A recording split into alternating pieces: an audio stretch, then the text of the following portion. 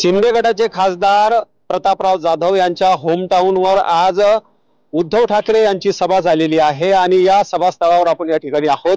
आपण या ठिकाणी बघू शकता नेमकाच ही जी सभा आहे ती झालेली आहे आणि बरेचसे जे कार्यकर्ते आहेत ते या ठिकाणाहून गेलेले आहेत, परंतु जुने कार्यकर्ते जे आहेत ते आपल्या सोबत या ठिकाणी बोलण्यासाठी उभे आहेत।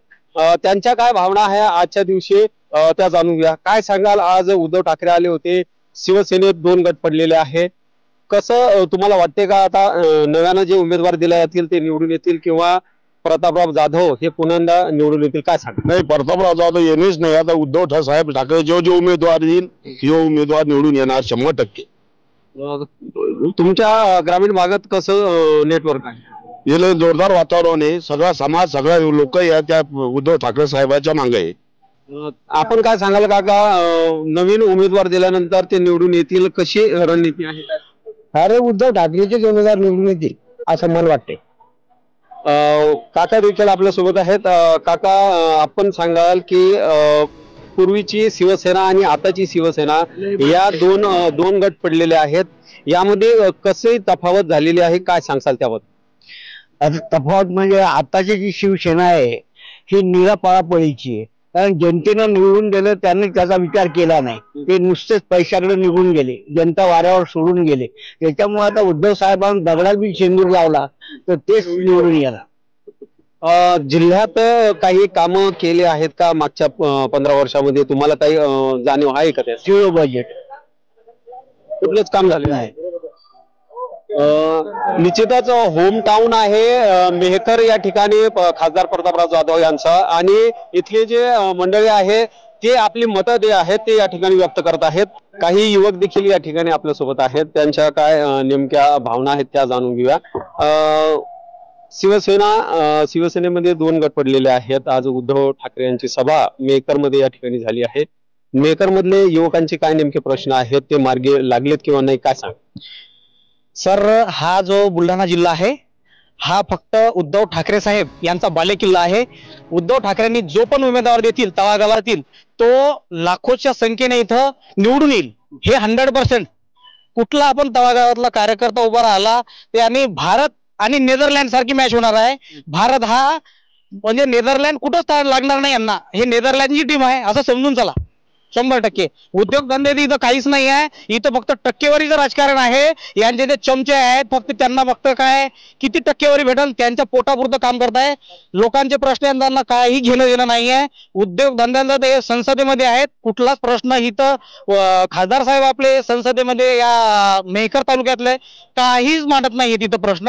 हे तिथं फक्त याचं पोट भरण्याचे काम, कुठं प्रॉपर्टी जमा करणं, हॉटेल घेणं, कुठं काय काय घेणं, यांचे हेच धंदे आहेत। यांना जनता या टायमाला दाखवून देतील यांना नेदरलँड सारखे हाल होतील, हे 100% हे लिखित आहे। आणखीन काही युवक आहेत, युवकांच्या भावना जाणून घ्या। काय सांगाल, या ठिकाणी उद्धव ठाकरे आलेले आहेत? उद्धव ठाकरे साहेब या ठिकाणी म्हणजे त्यांचा मुलगा जो आदित्य ठाकरे तो आलेला होता, त्यावेळेस पण गर्दी झालेली होती, यावेळेस पण गर्दीच आहे, कारण की जागा थोडी छोटी असल्यामुळे तरी पण गर्दी भरपूर आहे, कारण की बाहेरून लोक 10 वाजेपासून इथे थांबलेले। यावेळेस काहीही करून बुलढाणा जिल्ह्याची सत्तापालट होणार म्हणजे होणार।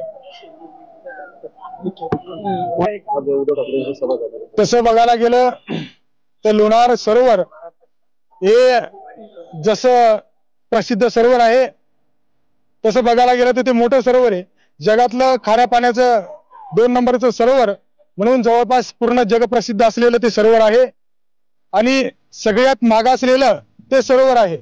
तसं पाहायला गेलं तर तिथं MIDC एरिया पाहिजे होता, MTDC एरिया पाहिजे होता, कंपन्या पाहिजे होत्या, म्हणजे जेणेकरून माझे जे मित्र असतील, बंधू असतील त्यांना त्या ठिकाणी नोकऱ्या लागल्या असत्या, पण तसं कुठल्याच प्रकारचं काही या खासदार आणि आमदारांनी केलेलं नाही। तसं पाहायला गेलं अतिवृष्टीची मदत त्या ठिकाणी जाहीर झालेली आहे, पीक विमा जाहीर झालेला आहे, दुष्काळीची मदत सुद्धा जाहीर झालेली आहे, पण एका दाण्याचे 1000 दाणे करणारा माझा शेतकरी बाप या सगळ्यापासून वंचित आहे। या गद्दार आमदारांनी आणि गद्दार खासदारांनी आतापर्यंत फक्त स्वतःची घरं भरण्याचं काम या 2 आमदारांनी गद्दारांनी केलेलं आहे। येणाऱ्या निवडणुकीत जे उद्धव साहेब दगड देतील त्या दगडाला शेंदूर लावण्याचं काम आणि शेंदूर लावून देवपण करण्याचं काम ही सर्व जनता या ठिकाणी करेल, हे निश्चित या ठिकाणी आपल्याला सांगतो। आणखीन काही मंडळी आहेत आपल्या सोबत. काका, काय सांगाल तुम्ही? शिवसेनेत 2 गट पडलेले आहे. आज उद्धव ठाकरेंची या ठिकाणी सभा झालेली आहे. काय नाही, आज उद्धव साहेबांची सभा झाली. या सभेला जी गर्दी होती यापेक्षा डबल टिबल न गर्दी अजून गावातच आहे. कारण लोकांवर दबाव असल्यामुळं लोक येऊ शकले नाही आणि ते मतदानातून दाखवून देणार आहेत की असली शिवसेना कोणती आहे ती. या ठिकाणी जे आहे, जी खरी शिवसेना आहे ती अजून त्या ठिकाणीच कायम असून कार्यकर्ते देखील त्या ठिकाणी त्यांच्या सोबत आहेत. आणि पुढच्या काळात निवडणुकीच्या काळामध्ये मतदानातून आपण या ठिकाणी शिवसेना कोणाकडे आहे ते दाखवून देणार असल्याची भावना जी आहे या ठिकाणी व्यक्त केली आहे. लग्न समारंभ असो वा वाढदिवसाची पार्टी व इतरही शुभ कार्यासाठी बुलढाणा शहरापासून अवघ्या 1 किलोमीटरच्या अंतरावर निवांत हॉलिडेज आपल्यासाठी सज्ज झाला आहे. 800 लोकांची बैठक व्यवस्था असलेला प्रशस्त हॉल आणि यामध्ये अत्याधुनिक अशी करण्यात आलेली रोषणाई निश्चितच मन मोहून टाकणारी आहे. 70 बाय 70चा हॉल आणि त्यासमोरच लागून असलेली 17 बाय 27 ची प्रशस्त अशी गॅलरी. प्रशस्त अशा इमारतीमध्ये 10 बाय 15 व 10 बाय 20च्या अशा AC लक्झरी रूम्स, निसर्गरम्य वातावरणात 2 ते 2.5 हजार लोकांसाठी पुरेल असा ग्रीन लॉन. अजिंठा रोडवरील निवांत हॉलिडेजला एक वेळ अवश्य भेट द्या. संपर्क संतोष पाटील 98 22 51 51 35 वर संपर्क करा.